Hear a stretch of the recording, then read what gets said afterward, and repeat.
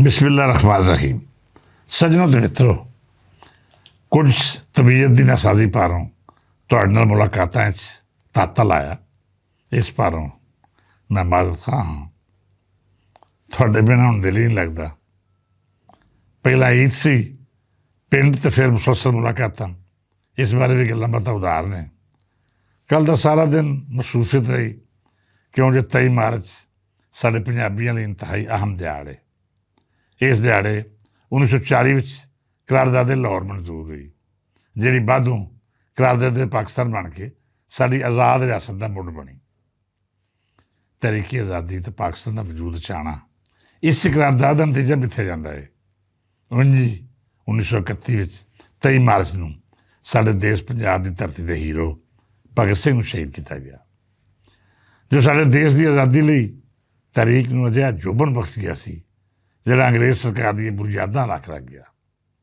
ਇਸੇ ਭਾਰੋਂ ਹਰ ਸਾਲ 23 ਮਾਰਚ ਦੇ ਦਿਨ ਪੰਜਾਬੀ ਯੂਨੀਅਨ ਦੋ ਵੱਖੋ ਵੱਖਾ ਕੱਢ ਸਕਦੀ ਹੈ, ਜਿਨ੍ਹਾਂ ਵਿੱਚ ਕਿਆਮੇ ਪਾਕਿਸਤਾਨ, ਆਜ਼ਾਦੀ ਦੀ ਤਹਿਰੀਕ ਅਤੇ ਸ਼ਹੀਦ ਆਜ਼ਾਦੀ ਭਗਤ ਬਾਰੇ ਵਿਚਾਰ ਸਾਂਝੇ ਕੀਤੇ ਜਾਂਦੇ ਨੇ। ਕੱਲ੍ਹ ਵੀ ਅਸੀਂ ਦੋ ਇਕੱਠ ਕੀਤੇ। ਇਸ ਬਾਰੇ ਉਹ ਗੱਲਾਂ ਸਾਂਝੀਆਂ ਕੀਤੀਆਂ ਜਿਹੜੀਆਂ ਆਮ ਤੌਰ 'ਤੇ ਤੇਰੇ ਪਾਸ ਨਹੀਂ ਲੈਣੀਆਂ ਜਾਂਦੀਆਂ। ਇਸ ਪਹਿਲਾ ਸੈਸ਼ਨ ਕਿਆਮੇ ਪਾਕਿਸਤਾਨ, ਆਜ਼ਾਦੀ ਤਹਿਰੀਕ ਅਤੇ ਮੌਜੂਦਾ ਹਾਲਾਤਾਂ ਬਾਰੇ ਸੀ। ਇਸ ਸੈਸ਼ਨ ਵਿੱਚ ਉਹਨਾਂ ਸੂਝਵਾਨਾਂ ਨੇ ਰਲਤ ਕੀਤੀ ਜਿਹੜੇ ਪੋਲੀਟੀਕਲ ਸਾਇੰਸ ਦੇ ਨਾਲ ਨਾਲ ਹਾਲਾਤ ਹਾਜ਼ਰ ਦੀਆਂ ਨਬਜ਼ਾਂ ਵੀ ਚੰਗੀ ਤਰ੍ਹਾਂ ਪੜ੍ਹ ਲੈਂਦੇ ਨੇ। ਮਤਲਬ ਜਿਹੜੇ ਲੋਕ ਤਾਰੀਖ ਨੂੰ ਨਿਤਾਰ ਕੇ ਸਾਹਮਣੇ ਲਿਆਉਂਦੇ ਨੇ, ਉਹ ਮਸਨੂਈ ਅਤੇ ਸਿਆਸੀ ਮਸਲੇ ਜਿਹੜੇ ਵੱਖੋ ਵੱਖ ਹਕੂਮਤਾਂ ਨੇ ਆਪਣੀਆਂ ਲੋੜਾਂ ਲਈ ਤਾਰੀਖ ਦੇ ਉੱਤੇ ਥੋਪੇ, ਜਿਨ੍ਹਾਂ ਤਾਰੀਖ ਮਸਕ ਕਰਕੇ ਰੱਖ ਦਿੱਤੀ।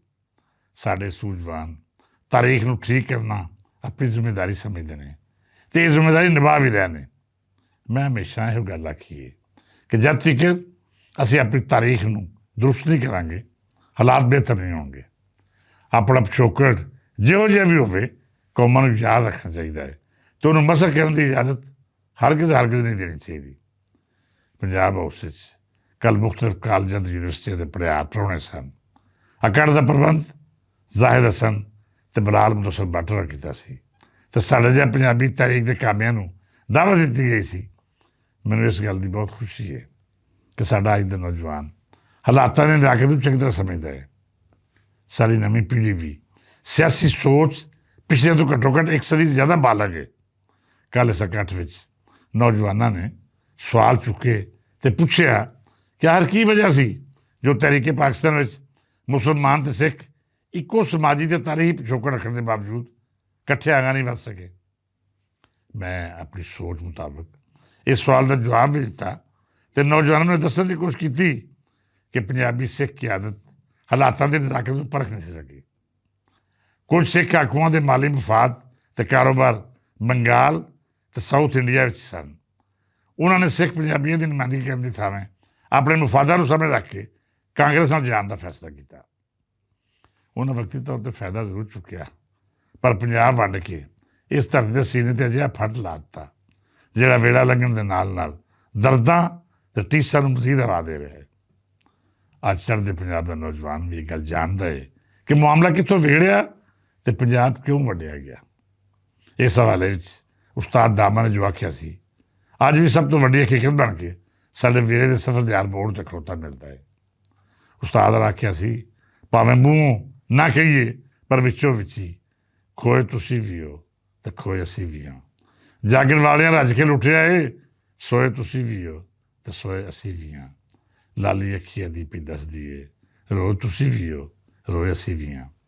ਅੱਜ ਜਦ ਅਸੀਂ ਚੜ੍ਹਦੇ ਪੰਜਾਬ ਵਿੱਚ ਵਸਦੇ ਆਪਣੇ ਭਰਾਵਾਂ ਨਾਲ ਮਿਲਦੇ ਹਾਂ ਅਤੇ ਇਹਨਾਂ ਸ਼ੇਰਾਂ ਦੀ ਅਮਲੀ ਤਫਸੀਲ ਵਿਖਾਈ ਦਿੰਦੀ ਹੈ।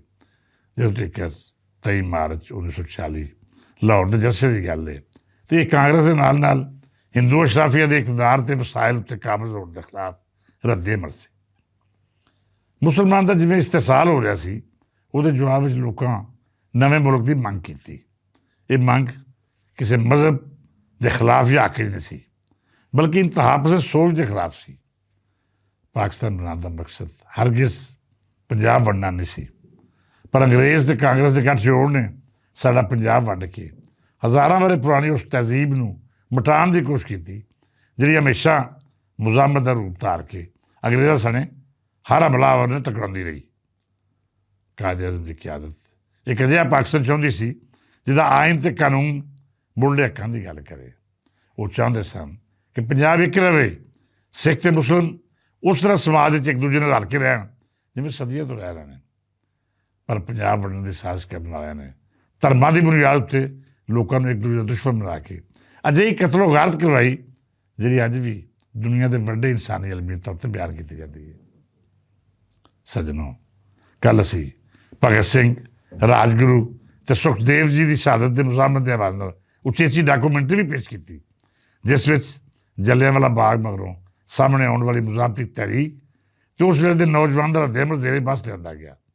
ਇਸ ਮਗਰੋਂ ਨੌਜਵਾਨਾਂ ਨੇ ਸਵਾਲ ਕੀਤਾ ਕਿ ਆਖਿਰ ਕੀ ਵਜ੍ਹਾ ਸੀ ਕਿ ਜੋ ਭਗਤ ਸਿੰਘ ਦੀ ਸਜ਼ਾ ਦੇ ਖਿਲਾਫ ਬੜੇ ਸਗੀਰ ਦੀ ਸਿਆਸੀ ਕਿਆਦਤ ਇੱਕਮੁੱਠ ਹੋ ਕੇ ਨਾ ਖਲੋ ਸਕੀ। ਇਹ ਬਹੁਤ ਅਹਿਮ ਸਵਾਲ ਸੀ।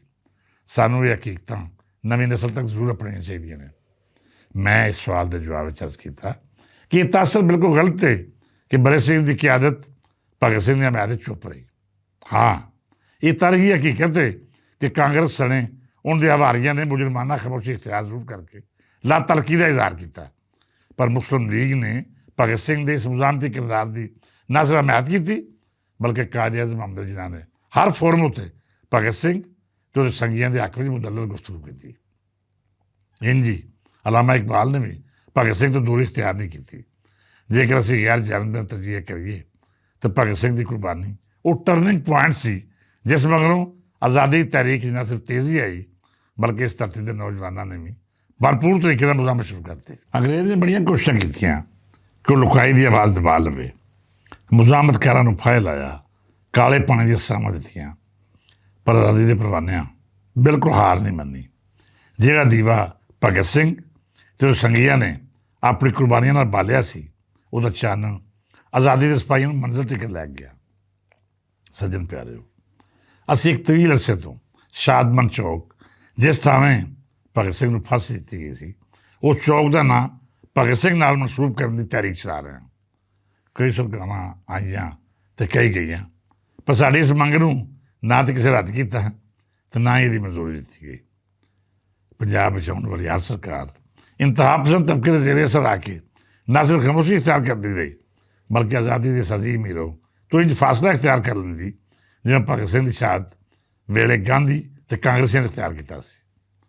ਅੱਜ ਸੂਬੇ ਵਿੱਚ ਮਰੀਅਮ ਨਵਾਜ਼ ਦੀ ਸਰਕਾਰ ਹੈ, ਜਿਹਨੇ ਪਿਛਲੇ ਦਿਨ ਐਲਾਨ ਕੀਤਾ ਸੀ ਕਿ ਸੜਕਾਂ ਅਤੇ ਇਦਾਰਿਆਂ ਦੇ ਪੁਰਾਣੇ ਨਾਂ ਬਹਾਲ ਕਰਕੇ ਤਾਰੀਖ ਦੇ ਅਦਾਰੇ ਨੂੰ ਸਿੱਧਾ ਕਰਾਂਗੇ। ਉਹਨੂੰ ਜੇ ਰਾਏ ਬੜੀ ਸਰਾਹਨਯੋਗ ਹੈ। ਕਿਆ ਹੀ ਬਿਹਤਰ ਹੋਵੇ ਜੇਕਰ ਗੱਲ ਭਗਤ ਸਿੰਘ ਚੌਕ ਤੋਂ ਸ਼ੁਰੂ ਕੀਤੀ ਜਾਏ।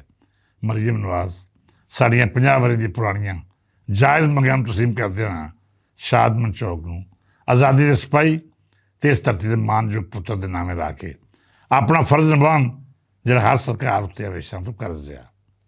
ਮੈਂ ਸਮਝਦਾ ਹਾਂ ਕਿ ਮਰੀਅਮ ਨਵਾਜ਼ ਦੀ ਜ਼ਰੂਰਤਮੰਦ ਜ਼ਰੀਆਰਾ ਲਈ ਇਹ ਕੰਮ ਕੋਈ ਮੁਸ਼ਕਿਲ ਨਹੀਂ।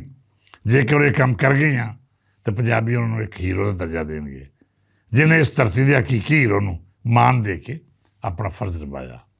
ਇਸ ਆਸ ਦੇ ਨਾਲ ਇਜਾਜ਼ਤ ਦਿਓ ਕਿ ਪਾਕਿਸਤਾਨ, ਖਾਸ ਕਰ ਪੰਜਾਬ ਵਿੱਚ ਤਾਰੀਖ ਦੇ ਨਾਂ ਉੱਤੇ ਜਿਹੜੀ ਜਲਦਸਾਜ਼ੀ ਕੀਤੀ ਜਾ ਰਹੀ ਹੈ, ਜਿਹੜਾ ਇਨਸਾਫ ਬਾਰਾਂ ਦੀ ਗੁੰਮਰਾਹੀ ਦਾ ਬਾਸ ਬਣ ਰਿਹਾ ਹੈ, ਉਹਨੂੰ ਤਬਦੀਲ ਕਰਕੇ ਨਵੀਂ ਨਸਲ ਨੂੰ ਉਹ ਹਕੀਕਤਾਂ ਦੱਸੀਆਂ ਜਾਣ ਜਿਹੜੀਆਂ ਇਸ ਧਰਤੀ ਉੱਤੇ ਬੀਤੀਆਂ। ਕੱਲ੍ਹ ਫਿਰ ਮੁਲਾਕਾਤ ਹੋਏਗੀ। ਅੱਜ ਲਈ ਇੰਨਾ ਹੀ, ਇਜਾਜ਼ਤ ਦਿਓ। ਰੱਬ ਰਾਖਾ।